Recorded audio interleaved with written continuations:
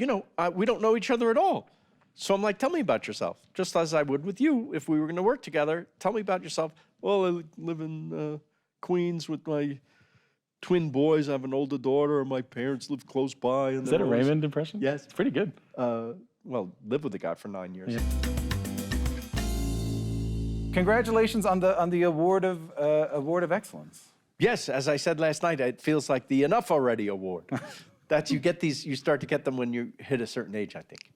Oh, enough already, meaning enough already of you. Yes. Right. Here, take this, and then that's enough. Is it meaningful to get an award like this? Of course, it's my first one of this kind, where it's kind of in the body of work award, right? Not for a specific thing, but for, the career. Oh, right, because awards up to this point would have been focused around an individual project, Raymond or somebody, it would have been, but This is sort of more about you and your... Exactly, so it's the first award of that kind that I've got. Very nice. It's been a joy to get to know you a little bit through researching you and watching the shows. And one thing that I've been really loving watching the Somebody Feed Phil show is the uncynicism, the delight, and the enthusiasm, unbridled enthusiasm throughout the entire run, in every interaction, in every bite, in every bit of travel. So I've been trying to figure out where that might have come from, because it's unique. And in the research, it keeps on coming back when people ask you about it to your parents. But I can't quite nail down why or how. So I wonder if you could tell me a little bit about your folks. Yeah. And a little bit about how they might have either passed on that delight or enthusiasm, or you might have learned it from them. They were both Holocaust survivors.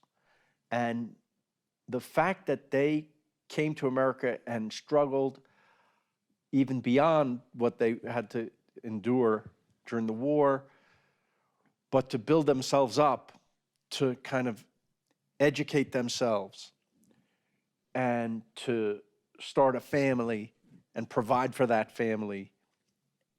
They passed on, first of all, a work ethic and a value system, right? So the values were love, beauty, culture, the arts of all kinds, everything from music to theater to everything, and that got in, deep.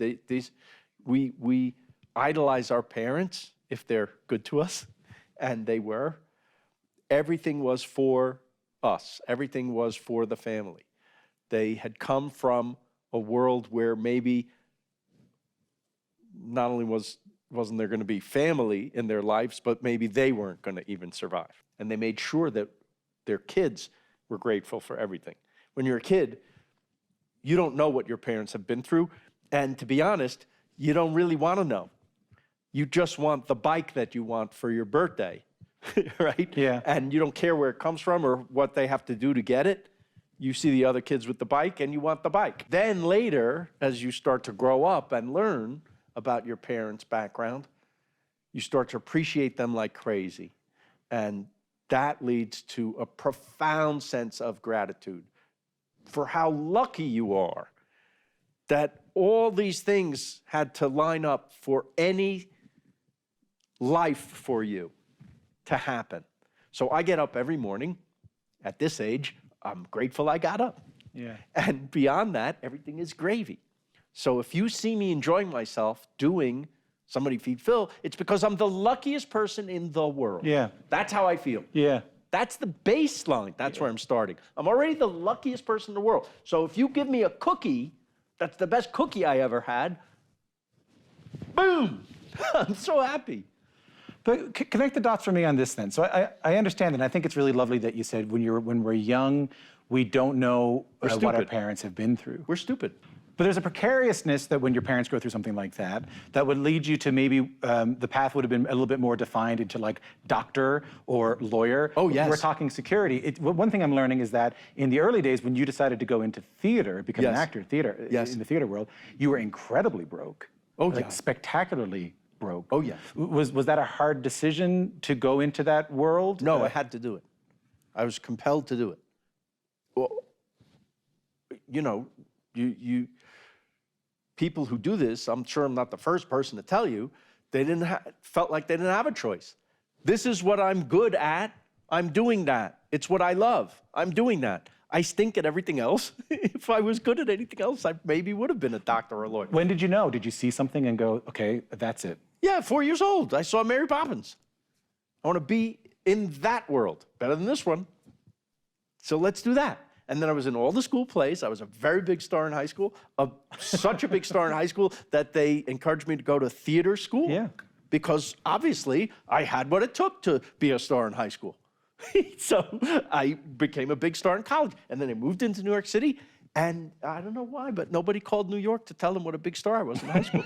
And so I struggled for years and transitioned to writing. Because as an actor in New York, I ate tuna fish out of the can every night for dinner. And when I became a writer, I ate whatever I wanted. You were eating tuna fish in the Yes. can, and at your brokest, That's right. you got home. Yes. And the tuna fish it was given to the cat. Is that Yes, right? my roommate had given it to his cat.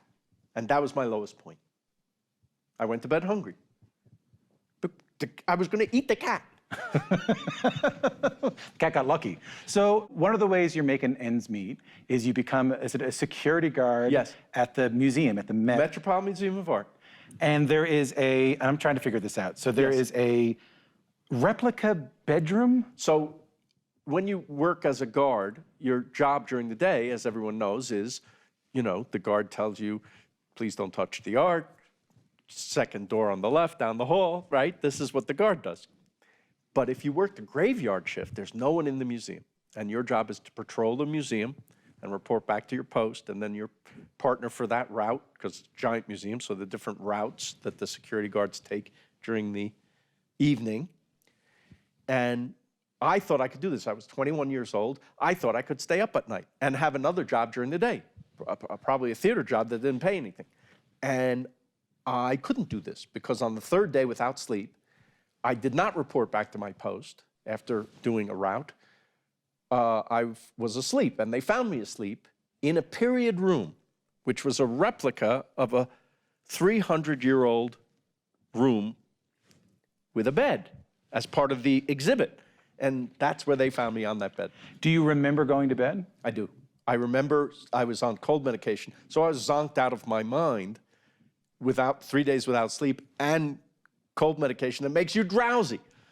And I just remember finishing my route early, having a few minutes, and seeing the bed. And then I remember walking over to the bed. Nothing in my mind was saying, don't do this. Right. I just saw a bed. Was it comfortable? For that moment, yeah. But an hour and a half later, where is the guard that hasn't returned to his post? The whole museum is looking for the guard. Are we in the middle of a robbery? This doesn't happen, that you don't return to post. Did the guard commit a crime? Because a lot of crime in museums, thefts, are inside jobs. Yeah. A supervisor, I remember, standing over me, shaking me. What are you doing? And, my keys are here, my flashlight is here, I'm drooling on the pillow of this thing. And I just remember looking up at this lady supervisor and thinking, how did she get in my room?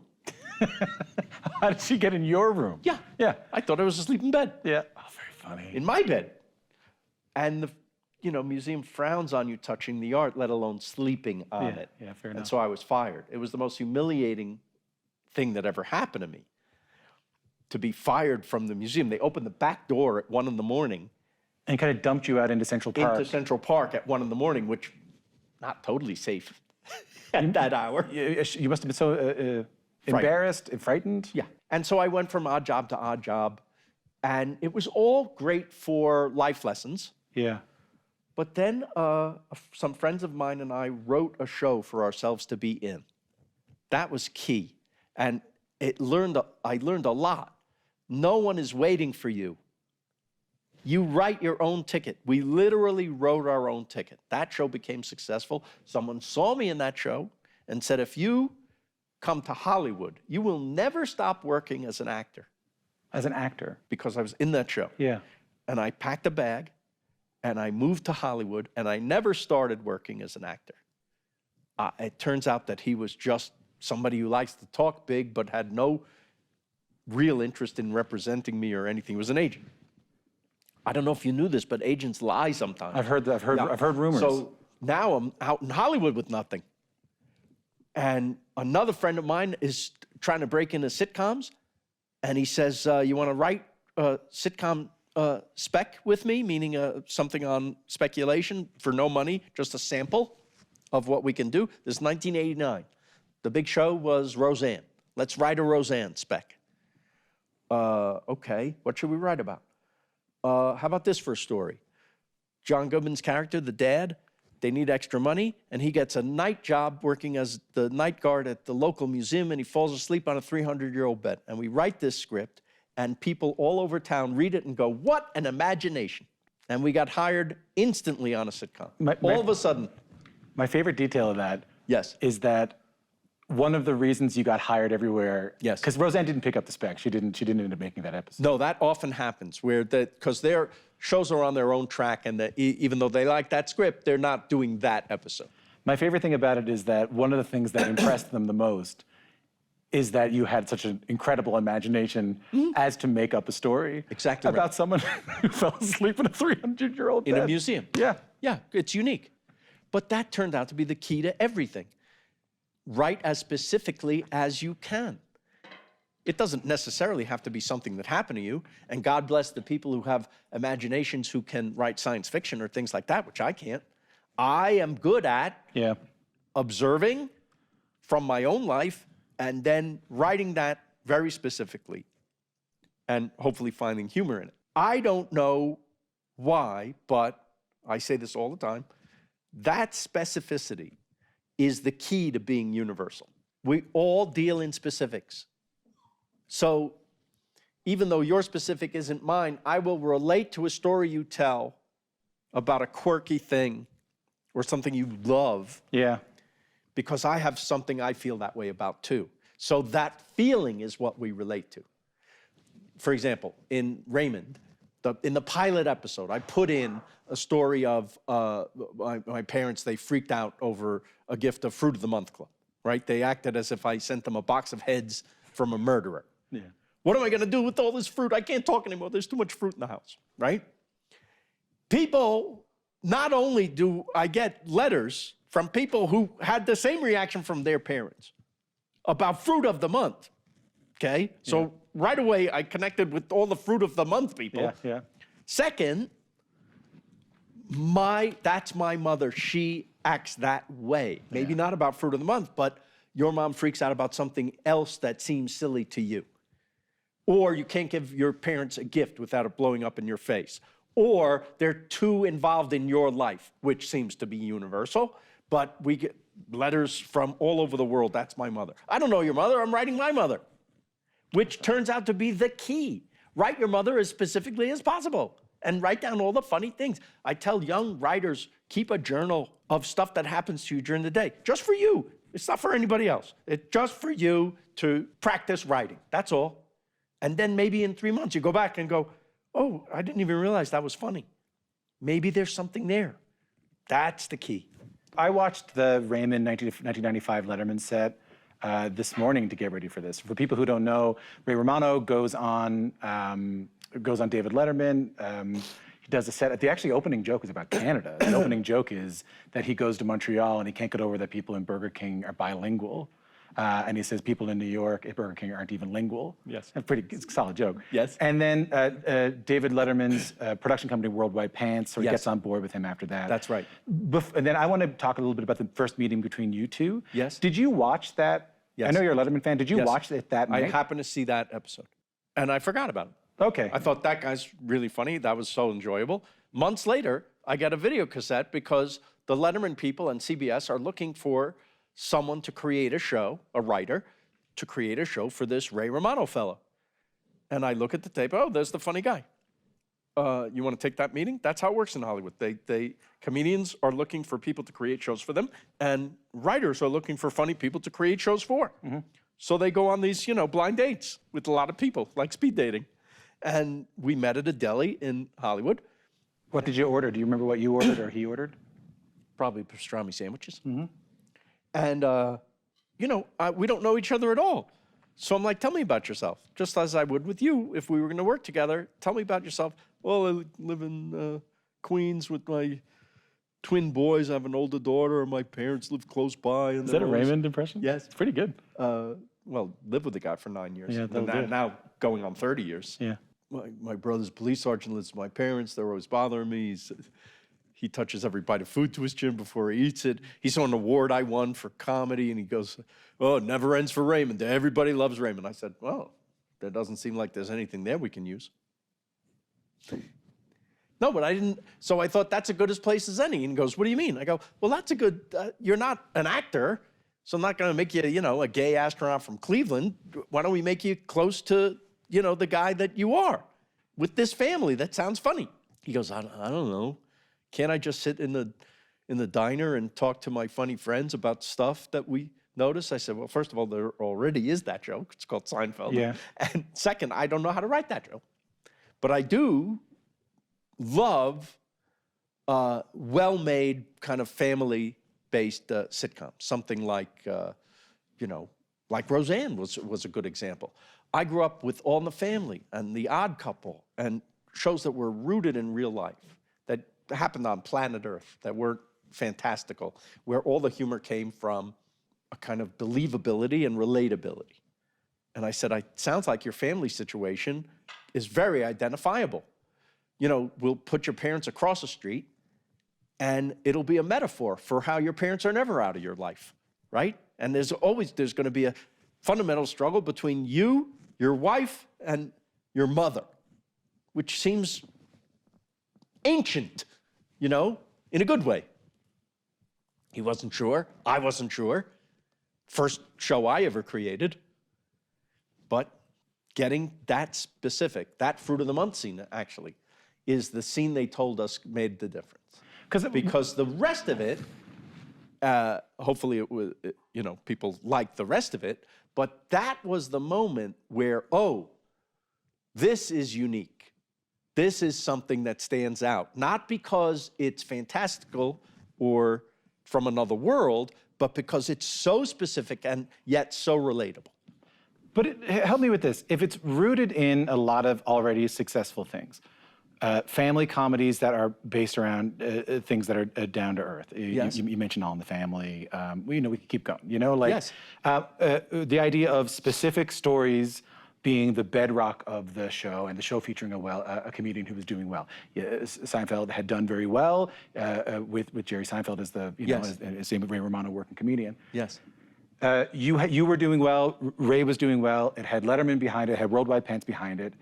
To me, it's an easy yes. Oh, no. But I am reading not at all. That to me, it has all the ingredients of an easy yes. But CBS sort of balked at it. It wasn't an easy yes from them. Is that right? They all liked the show, but there wasn't going to be room on the schedule because why? It was the head of CBS's first programming year, this new head of CBS, and they wanted shows with big stars. We didn't have big stars. We had Peter Boyle was the dad, but he wasn't a TV star. He had been in a few movies that I think movie lovers might have known, but and no one ever heard of Ray or Patty Heaton or Brad Garrett or they were minimally known at the time, but they liked the show, and so they found a spot for it 9:30 on Friday nights. There hadn't been a hit in that time slot since Gomer Pyle in the 60s. Okay, so in a way, it was good. Why? No expectations. My whole career is based on my success having fulfilled low expectations.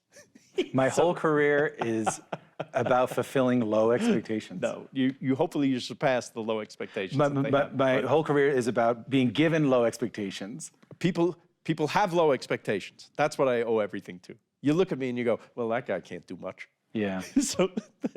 So if you can reach that bar, you're okay. Yeah. Ray and I both agree on this with ourselves. Right. Ray also feels that he's benefited from people having low expectations when they meet him. Yeah, I think I can get behind that too myself. I think when I was coming up to Toronto for the first time, and I was from Newfoundland, and people tend to like a little bit, eye roll in Newfoundland. I felt like it was a low bar set out for me, so it was easy to kind of, So 9:30 Friday nights, they don't expect big numbers, and they don't get them. Okay. They didn't get them. But what they did get was people came back every week. So that means the people that were watching liked it. So now something does badly on Monday night, their big comedy night, and the head of CBS says, I'm going to give you 6 tries at Monday night. Yeah. And you've got to perform there because that's the big night. So this is your chance. If you don't perform there, I can't help you. So it's like, okay, you made it to the World Series, but if you lose the World Series, you're finished. And you'll never play again. That's how it felt. So we were really nervous. And the first night in that time slot, our ratings doubled. Who was your lead-in? Do you remember? Maybe the Cosby Show of the... Yeah, the second Cosby Show. The second Cosby Show, maybe. Yeah. So we went up from them. And now you would think, oh, we're thrilled and, you know, we all go dancing. No, we're more nervous. Why? Because we know that we can only go down from there. We got such good ratings, people checked us out, and now we're only going to go down from there. And the following week, we went even further up. And that's when we knew that we had a little security. You were brand new to show running. You had low expectations put on you because you had never done it before. Yet, that was a contentious part of the Raymond story. There was, and I'm trying to get myself clear on this. You read the book. There was an expectation that you have, yeah, I did. You have there's an expectation that you have a co-showrunner, someone with a little bit more Yes. Expertise, perhaps understandably, someone who would know how a show would work. Absolutely. You, this neophyte, Yes. This neophyte showrunner, Yes. Says, no, I'm not only am I going to do it by myself, Yes. but if you don't, I'm out of here. Exactly. I'm walking. Yes. Where does that come from? Where do I get the balls to do that? Yeah. I wouldn't do it for probably any other show. But for that show, I was writing about my family. So it's loosely based on Ray's stand-up, the situation, but the characters were a lot from my family. No one knew that family better than me. And if a guy, even if they say we're co-showrunners, just the fact that he had experience running a show meant he's the boss. I wasn't going to work for someone else on my show, okay? This is personal. This show is very personal to me, and it's either going to be right or I'm not doing it. That's all. That's how I felt, and I had no choice in the matter. Inside, I had no choice in the matter. I can't allow this because I've worked for 5 years in TV before that for other people, and I've seen many things go wrong. This was one of them that I observed, okay? The wrong boss is in charge, and so it's no good. There's not a clear vision of what the show should be. So right or wrong, I had a very clear vision of what that show is. And for whatever reason, you know, we went back and forth a bit, but then they relented. Were you scared? Yeah, of course. But I honestly didn't have a choice. I knew it wouldn't work this way. I just knew it. Call it instinct or stupidity, whatever it is. I wasn't going to do it. And again, I wouldn't do that for other shows. I worked on other people's shows, that's fine. But this one was mine. Of everything I've ever written since, that one was mine. Up until Somebody Feed Phil, which I would feel the same way about. You, it was famously a good place to work. I've heard stories about the craft services being the best craft services. The best. I've also heard that just you were trying to get people home by like 6 or 7 Absolutely. p.m. Like you, I have aspired to have a warm and generous and supportive workplace that, you know, because I have heard too many horror stories. I worked at places that weren't nice. We got a letter once, I was working on a hit show, and we got a letter that was distributed to everybody who worked at the show. We noticed some of you are coming in the morning and putting milk on your cereal. The milk is for coffee. The cereal is for snacks only. We do not provide breakfast for you. Please do not put milk on your cereal. This is a hit show with lots of money. And I read this and I go, okay, 2 things. 1, all you've done is make everyone hate you. 2, if I'm ever lucky enough to have my own show, we're going to have milk on our cereal. Does it do something good for the show? Does it make for a better show? Absolutely 100%. Because the army travels on its stomach. Now, you want to, once you get a show, right? Like that, now you're the showrunner. It's your show. How are you going to run that show? Meaning, what's the feeling going to be in the way you run it? Are you going to be dictatorial? Are you going to say, bop, bop, bop, it's got to be like this? Have them fear you? Or you're going to be nice? Well, look at me. I'm not that scary. So I think nice is my only option. Plus, I want to be nice. And I worked at many places where they weren't nice, and you hated coming to work. Don't you think that everyone's work would be better if they were treated nicely and felt like they liked coming to work? So one way is just be nice in your attitude, make people feel respected, do good work together, right? That they can be proud of. And what if the food at the show was more than just chips and pretzels on the craft service table? What if it was the best they ever had? What would you have? We'd fly in food from different cities once in a while. Really? We had a dedicated guy, a chef, who was making fresh soups and sandwiches every day you came down. What's he making today? Something great. Now, what happens is, you go to the craft service, and instead of just grabbing the candy, there's like this fabulous thing. You turn to the stranger next to you the first day of work and go, can you believe this? This is great. Now you're friends. Already you're talking. And it's about something nice in your day. This little break in your day is now the best part of your day, right? Now you're making a family. Everybody Loves Raymond was a show about a family, for families. By a family. Made by a family. It also strikes me, and I never thought of this until now, that somebody feed Phil, which is also, by the way, Everybody Loves Raymond, somebody. That's on purpose. Yeah? Of course. The sensibility of Raymond is, I hope, evident in this show. You know, it's like Larry David was the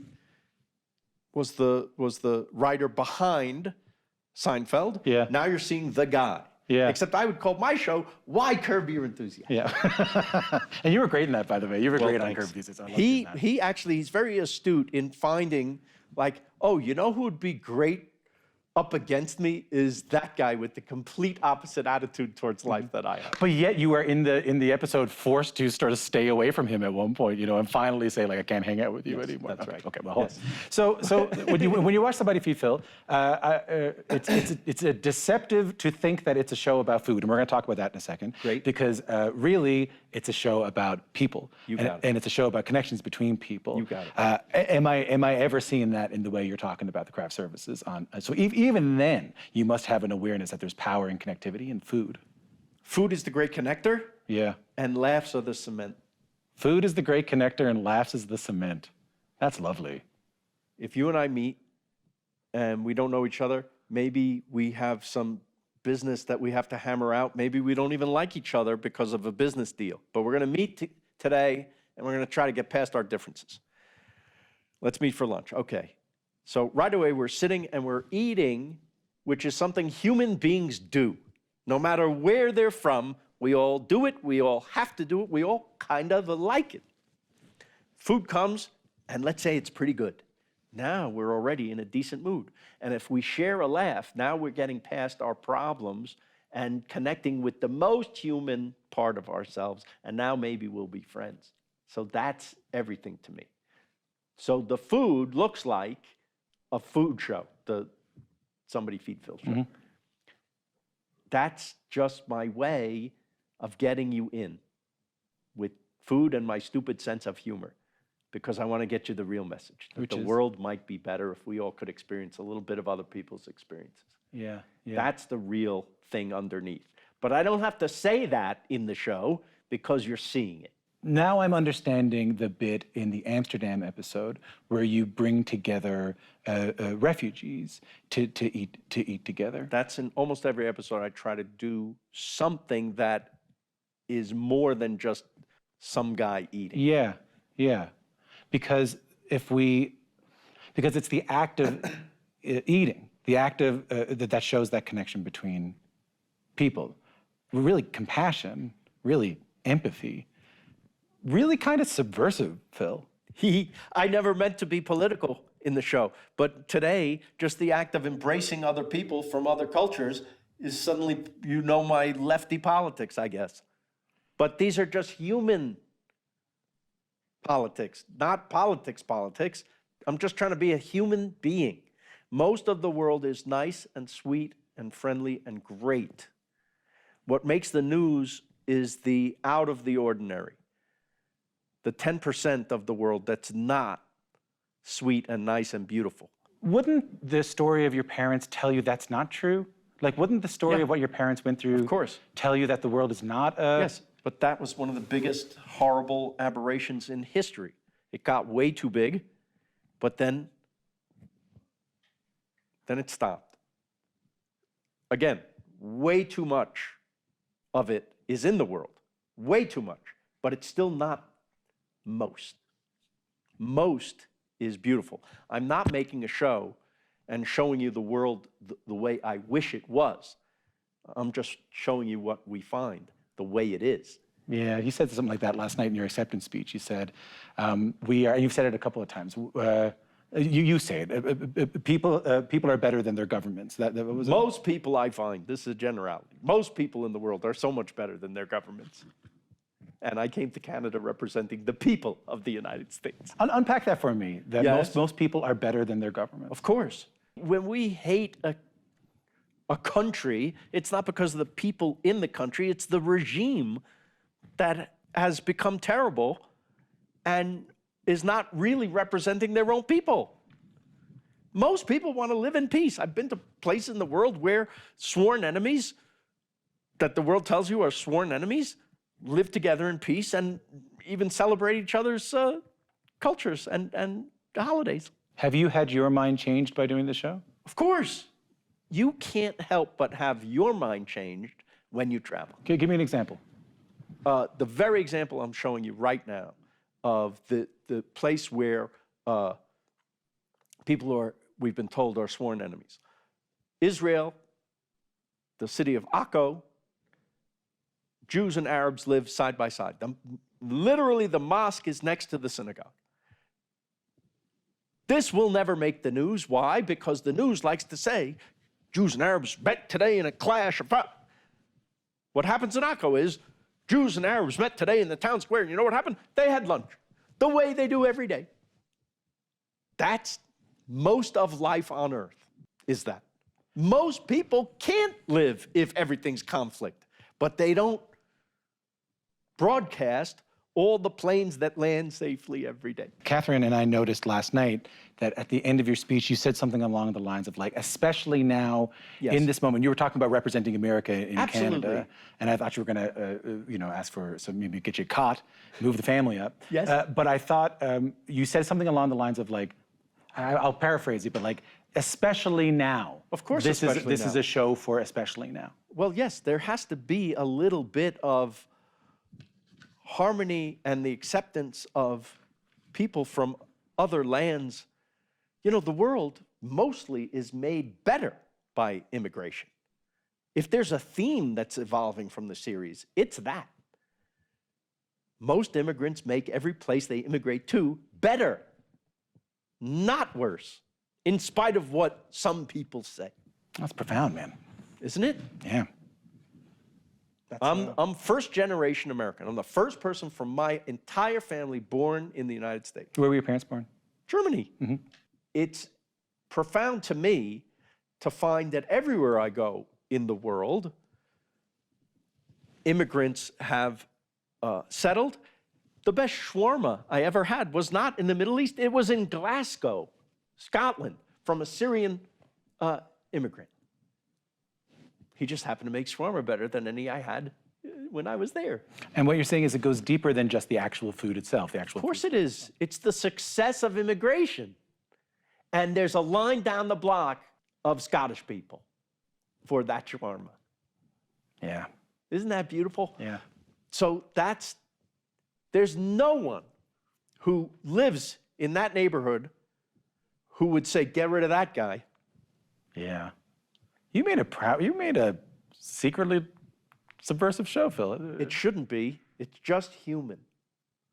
Be more human. Okay, so let's talk about that. What this is a world in which even the least cynical among us, the people who pride themselves on a lack of cynicism. Yeah. I remember one of the big tentpole moments for me on that, Conan O'Brien's last Tonight Show. I remember watching it. I was a kid. I was a gigantic Conan fan. I don't know if you heard John Mulaney's bit about this, that being a Conan fan is as a kid is like the most stressful thing you could possibly be, because you learn about the inner workings of NBC when you're 15 and you don't want to, you know who Jeff Zucker is and you're 16, like no one should know. So I was obsessed. That's really funny. I was obsessed with Conan, and he had been through so much, right? He had been through, he lost the Tonight Show, and and he wasn't sure what was going to happen. And he said two things. He said, if anyone watching this is feeling cynical, please do not. I despise cynicism. I think it's the least helpful thing in the world, something like that. And then he said, if no one's going to get everything they want in life, but if you work hard and you're kind, amazing things will happen. Even the least cynical of us are hardened by this world right now. How do you still find delight and joy and a lack of cynicism? Because you seem to have it. It's tough right now. I can't stand some of what I'm seeing in my own country. I can't stand it. I don't think you can be a real human being and think this is okay. It's not okay, and it's not normal, and I don't think it's being represented as the way it should in the media, because there's some cowardice or capitulation. However, this too shall pass. It might get worse before it gets better, but I truly believe in the power of good, and I truly believe that most people are good. I really do. Why? Because I've traveled. I've met more than just the people I agree with in my circle. So the trick is, you want to get out there and you want to meet people outside your circle and have a lunch with them, right? At the local diner or whatever it is. Doesn't matter. Go outside your circle. Take a tiny baby step out of your comfort zone, and that's where the magic is. My brother pushes me into cold water whenever he can. He's our producer on the show. He pushes me to go in a race car going 187 miles an hour. I wanted to kill him. It was the worst thing that ever happened to me in my life. I thought I was going to die. And every time we argue as if we're, 7 and 9 years old, and we argue, and I say, no way, and then, okay, I do it, just to shut him up. Sure enough, I may not enjoy the thing, but I'm always grateful that I did it because it stretched me a tiny bit, right? I don't want to eat a bug in the show, but I've done it now more than once. Our greatest fear is the unknown. But once you do the thing, now it's known. So now, somebody offers me the bug, that's the local thing, I pop it in my mouth. I may not like it, but you don't have to like everything. The journey is its own reward. We've heard that. So for me, the tasting is its own reward. Taste everything. Try everything. And through those little tiny stretches, you gain empathy and compassion and a greater sense of the world and an ability to think that life could be anything but wondrous. Exactly right. And again, that feeling of luck. We can't live in the future. We don't know what the future is. We can't live in the past. The past is finished. So what we have is right now. So you want to take advantage of right now. And you want to go travel while everything still works. You'll never be as young as you are right now. Yeah, fair enough. Right? So get out there. Getting to know you and getting to know this show has made me, I've already really enjoyed the show. Thanks. Has already made me watch it differently and love it even more. I really appreciate you coming in. That means the world to me. And coming in and having a chat. Thanks I love so much meeting you, my friend. Lovely meeting you. Thanks so much for coming in. Thank you.